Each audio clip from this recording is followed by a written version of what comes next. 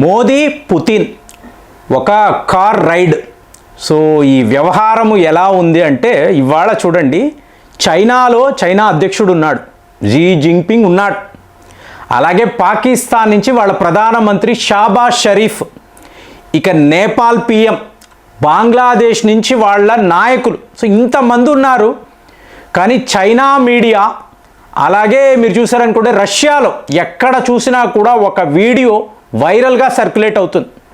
ఏమిటి ఇది అంటే మోదీ పుతిన్ ఒకే కారులో ప్రయాణించడము. సో మీకు షాంఘై కోఆపరేషన్ ఆర్గనైజేషన్లో అద్భుతమైన దృశ్యాలు. సో దీనినే నేను క్యాచింగ్ ద ఐబాల్స్ అంటే అక్కడ వీళ్ళ మీదే దృష్టి అంతా మోదీ మీద, పుతిన్ మీదే. Xi Jinping out, Shehbaz Sharif ఎక్కడ ఉన్నాడో ఎవరికి అసలు ఎవరు పట్టించుకోరు. వాడు మీ పక్కన కూర్చున్నా కూడా మీరు వాళ్ళ గురించి ఆలోచించరు. అలాంటి ఒక సిట్యువేషన్ని ఇవాళ వీళ్ళు క్రియేట్ చేసేసారు. సో ఇది వినడానికి ఎంత అద్భుతంగా ఉంది అంటే, మీకు ఇంత శక్తివంతమైన దేశాలు, వాటి నాయకులు ఒక దగ్గరికి వెళ్ళినప్పుడు వీళ్ళు ఏం చేస్తారు, ఎలాంటి ఒక మాయను సృష్టిస్తారు అంటే ప్రపంచం అంతా కూడా దిగ్భ్రాంతి అయి చూస్తూ ఉంటుంది. ఇవాళ వెస్టర్న్ మీడియా అనండి, ఈ వీడియోస్ చూస్తున్న డొనాల్డ్ ట్రంప్, పాప ఇక్కడ ఏం జరుగుతుంది, వీళ్ళు కలిసిపోయారా అది వేరు, కానీ ఆ డ్రామాను వీళ్ళు అన్ఫోల్డ్ చేసే విధానం మీరు చూసారనుకోండి, మీకు టాప్ మోస్ట్ లీడర్స్ మాత్రమే ఇలా ఆలోచించగలరు. మీకు ఇప్పుడు షాంఘై కోఆపరేషన్ ఆర్గనైజేషన్ యొక్క సమ్మిట్ జరుగుతుందండి. ఒకవైపు ఏమో జీ జింగ్పింగ్, మోదీ గారు, పుతిన్ గారు కూర్చొని ఉన్నారు, అంటే కామన్ వెన్యూ మాట్లాడుతున్నారు. ప్రపంచములో మీకు తీవ్రవాదము, సెక్యూరిటీ, ఎనర్జీ, ట్రేడ్ ఇవన్నీ మాట్లాడారు. Okay fine. ఇందులో మీరు ముఖ్యంగా గమనించారు అనుకోండి, రాజ్నాథ్ సింగ్ గారు చైనా వెళ్ళినప్పుడు సేమ్ ఎస్సీఓ డిఫెన్స్ మంత్రుల సబ్మిట్, అక్కడ ఆ డాక్యుమెంట్లో నేను సంతకాలు చెయ్యను అని ఆయన చెప్పేసి వెనక్కి వచ్చారు. ఎందుకు? పహల్గామ్ దాడులకు సంబంధించిన రెఫరెన్స్ ఆ పేపర్స్లో లేవు, ఆ డాక్యుమెంట్లో కనిపించలేదు. సో నో అన్నాడు ఈయన.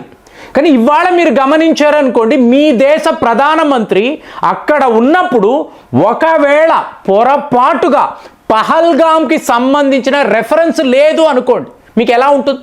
మోదీ గారు సంతకం చెయ్యను అనేది కాదు, మీకు దులిపి పారేస్తాడు. దాంతో పహల్గామ్ అనేది చాలా చాలా ఘోరమైన సంఘటన. సో ఈ తీవ్రవాదులను శిక్షేంటి, పాకిస్తాన్ ప్రధానమంత్రి అక్కడే కూర్చొని ఉన్నాడు. అందరికీ తెలుసు ఇది పాకిస్తాన్ టెర్రరిజం అనేది, అయినా కూడా రెఫర్ చేశారు, మోదీ గారు సంతకాలు చేశారు. సో ఇప్పుడు ఈ ఎస్సీఓ సబ్మిట్ అయిన తరువాత చూడండి ఫ్రెండ్స్, ఇలాంటివి మీరు చరిత్రలో ఎక్కడా చూడరు, ఎప్పుడూ చూడరు. ఒక దేశ నాయకుడి కోసరము మీకు వ్లాదిమిర్ పుతిన్ 10 నిమిషాల పాటు కారులో వెయిట్ చేయడం. మీకు ఎవరైనా గ్లోబల్ లీడర్స్ ఎవరైనా పుతిన్ కోసరమే వెయిట్ చేయాలి, ఇతను ఎవరి కోసరం ఎప్పుడు వెయిట్ చేయడు. అలాంటిది మోదీ గారి కోసరము 10 నిమిషాల పాటు తన కారులో కూర్చొని పుతిన్ గారు వెయిట్ చేశాడు. సో ఇది ఎలాంటి ఒక షాకింగ్ వార్త అంటే, మీకు వెన్యూలో మీటింగ్ అయిపోయింది, పుతిన్ గారి యొక్క సిడాన్, మీకు ఆర్ఎస్ అంటారు, మేడ్ ఇన్ రష్యా, ఆయన గొప్పగా చెప్పుకుంటాడు. మనము ఎందుకు కార్లు తయారు చేయలేకపోతున్నాము, అక్కడ భారత్లో చూడండి మోదీ గారు ఏం మాట్లాడుతున్నారు, self reliant India, make in India అన్నారు. మనం ఎందుకు మేక్ ఇన్ రష్యా అనకూడదు అని చెప్పి దానికి ప్రతీకగా తన సెడాన్, సో దీన్ని ఆర్ఎస్ సెడాన్ అంటారు, అందులో ఈయన ఎక్కి కూర్చున్నాడు. ఎంతసేపు అయినా కారు అక్కడి నుంచి బయలుదేరడం లేదు. సెక్యూరిటీ ఇష్యూ కదండి, రష్యా అధ్యక్షుడు ఒక కారులో అంతసేపు అక్కడ కూర్చొని ఉంటే ఏం జరుగుతుంది ఎవ్వరికి అర్థం కాలేదు. సడన్గా మోదీ గారు 10 నిమిషాల తర్వాత చూడండి, 10 నిమిషాల తర్వాత ఆయన నడిచి వస్తున్నాడు, నేరుగా పుతిన్ కారు ఎక్కి ఈయన కూర్చున్నాడు. దాంతో ఒక్కసారిగా మీకు రష్యా టుడే అనండి, వైబో అనండి, వెస్టర్న్ మీడియా అందరూ కూడా బిత్తరపై చూశారు. అంటే ఇక్కడ మీరు గమనించాల్సిన విషయము, ఇప్పుడు ఇదే అలాస్కాలో జరిగింది కదండి, మీకు డొనాల్డ్ ట్రంప్ కారులో పుతిన్ గారు కూర్చున్నారంటే టోటల్గా వ్యవహారం వేరండి. ఇక్కడ వీళ్ళు ఎక్కడ ఉన్నారు? చైనాలో ఉన్నారు. సో చైనాలో అన్నప్పుడు మీకు అనిపించాలి, వీళ్ళిద్దరూ మాట్లాడుకోవాలి. మోదీ గారు వెళ్ళి పుతిన్ గారి కారు ఎక్కారు. ఏమండి ఇది అక్కడ ఒక గదిలో వాళ్ళు కూర్చోవచ్చు, ఒక ఛాంబర్లో మాట్లాడుకోవచ్చు, లేదా హోటల్ గదిలో కూర్చొని ప్రశాంతంగా వాళ్ళు రిలాక్స్డ్గా మాట్లాడుకోవచ్చు కదా. ఈ కారులో కూర్చోవడం ఏంటి? చూడండి ఫ్రెండ్స్, ఈ వెన్యూ నుంచి రిట్స్ కార్ల్టన్ అని అంటారు. ఈ రిట్స్ కార్ల్టన్ హోటల్ దాకా అక్కడే భారత్ రష్యా మధ్య బైలాటరల్ మీటింగ్ అనేది ఉంటుంది. అక్కడ వీళ్ళు మాట్లాడుకుంటారు. చైనానో పాకిస్తానో అక్కడ ఉండదు. సో ఇప్పుడు ఈ వెన్యూ దాకా వెళ్ళాలి. వీళ్ళు కలిసి కారులో వెళుతున్నారు. మీరు ఇక్కడ చూసారనుకోండి, ఈ సెడాన్ ఎలా ఉంటుందంటే డ్రైవర్ ముందున్నప్పుడు మధ్యలో ఒక తెర ఉంటుంది. సో వీళ్ళు ఏం మాట్లాడుకుంటున్నారో డ్రైవర్కో లేదా సెక్రటరీకో వినిపించదు. తరువాత ఒక బటన్ నొక్కి వీళ్ళు ఇన్స్ట్రక్షన్స్ ఇవ్వచ్చు. అలాంటప్పుడు పుతిన్ మోదీ కార్లో ఏం మాట్లాడుకున్నారు? ఇంకొక షాకింగ్ వార్త చూడండి. ఈ కారు నేరుగా వెళ్ళి హోటల్ దగ్గర ఆగింది. 45 నిమిషాలు వీళ్ళు బయటికే రాలేదండి. అంటే ఎంత ఒక ఇంపార్టెంట్ ఇష్యూ ఉంటే మామూలుగా ఈ స్థాయిలో మ్యాక్సిమం 15 నిమిషాలు, ఇంకా ఎక్కువైతే 20 నిమిషాలు మాట్లాడుకుంటారు. తరువాత అక్కడ మంత్రులు ఉంటారు, అధికారులు ఉంటారు, వాళ్ళన్నీ రాసుకుంటారు. మినిట్స్ ఆఫ్ ద మీటింగ్ అంటారు, రాసుకుంటారు. ఫైనల్గా వీళ్ళు ప్రెస్కి చెప్తారు, ఇది మేము మాట్లాడాము, ఇలాంటి నిర్ణయాలు మేము తీసుకున్నాము అంటారు. కారులోనే 45 నిమిషాలు వీళ్ళు మాట్లాడుకొని తరువాత బయటికి వచ్చి ఈ బైలాటరల్ మీటింగ్లో ఇటువైపు పుతిన్ గారు, ఇటువైపు మోదీ గారు కూర్చొని ఏం మాట్లాడాలో, అంటే అఫీషియల్గా ఎలాంటి అనౌన్స్మెంట్ చేయాలో వీళ్ళు చేశారు.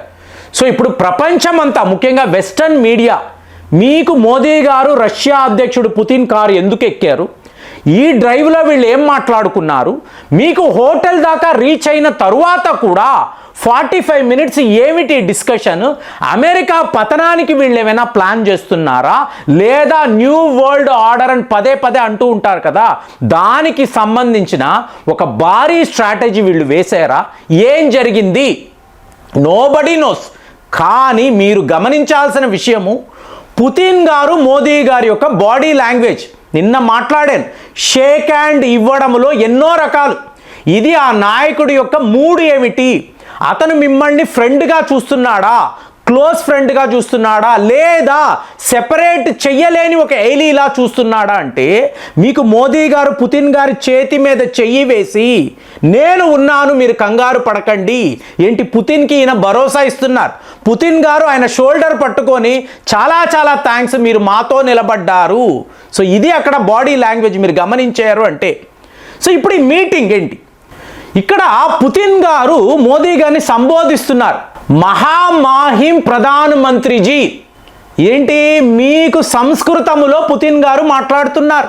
అలాగే ప్రియ దోస్త్, ఇవి మాటలు. అంటే మీకు గ్యాలరీ మీడియా ఉంటుంది, మీడియాలో పుతిన్ గారు మోదీ గారి మీద ఉండే గౌరవము, భారత్ మాకు ఎంత క్లోజ్ అయ్యింది చెప్పడానికి మహామాహిం ప్రధానమంత్రిజీ, ప్రియ దోస్త్ మోదీజీ అని సంబోధిస్తున్నారు.